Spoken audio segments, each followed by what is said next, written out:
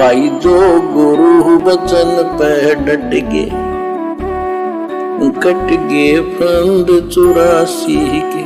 गुरु जी को मरा नहीं समझें, ये तो स्थूल शरीर त्यागा है। जैसे वस्त्र उतार दिए जाते हैं, शरीर तो सुरक्षित रहता है, इसी प्रकार स्थूल शरीर रूपी वस्त्र त्याग्या है। नूरी शरीर से सतलोक चले गए हैं, वहां पर अमृतत्व प्राप्त कर लिया है। गुरु तो स्वयं अमृतत्व दाता है, वे कहां से अमृतत्व प्राप्त करेंगे?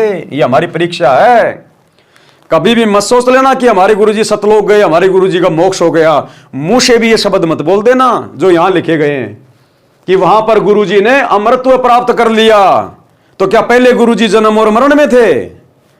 तो कभी जिंदगी में भी इस प्रकार के शब्द अपने गुरुजी के प्रति मुख से मत निकाल देना कि हमारे गुरुजी का मोक्ष हो गया, सतलोक गए।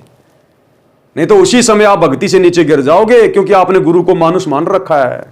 तो गुरु तो मुक्ति दाता है, गुरु तो जगत का तारणहार है, मोक्ष दाता है।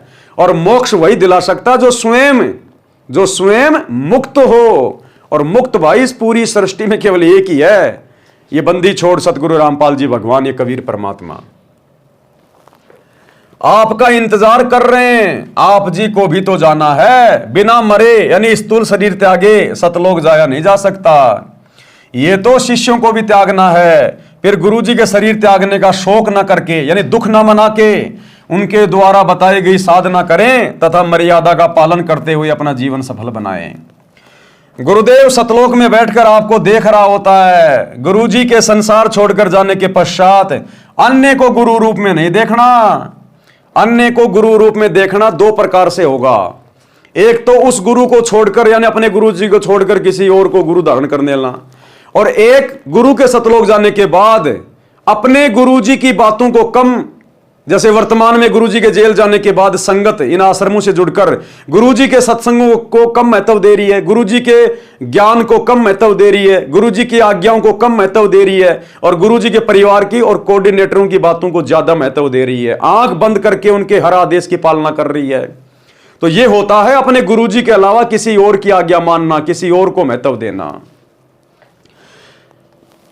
गुरु जी के संसार छोड़कर जाने के पश्चात अन्य को गुरु रूप में नहीं देखना, यानी गुरु को तजे भजे जो आना, ता पसवा को फोकट ज्ञाना, नहीं तो भक्ति की हानि हो जाएगी। गुरु जी के उपदेशी शिष्य की परमेश्वर सहायता करता है, यानी स्वयं गुरु ही है परमेश्वर, सारा सब कुछ अब तो हमें समझ में आ गया है।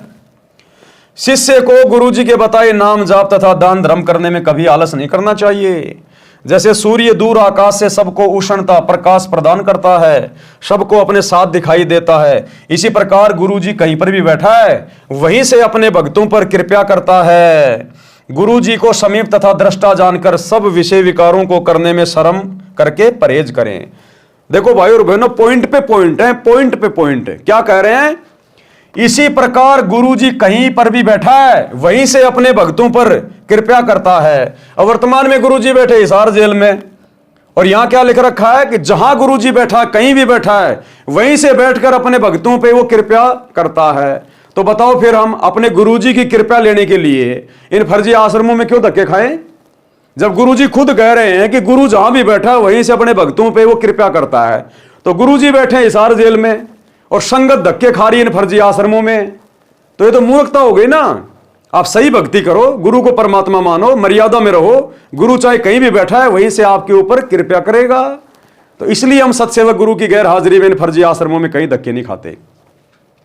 इसी प्रकार गुरु कहीं भी बैठा है वहीं से अपने भक्तों पर कृपा करता है। गुरु जी को समीप तथा दृष्टा जानकर सब विषय विकारों को करने में शर्म करके परहेज करें। भाई जो गुरु वचन पे डट गे, कट गे फंद 84 के, कट गे फंद 84 के, कट गे फंद 84 के।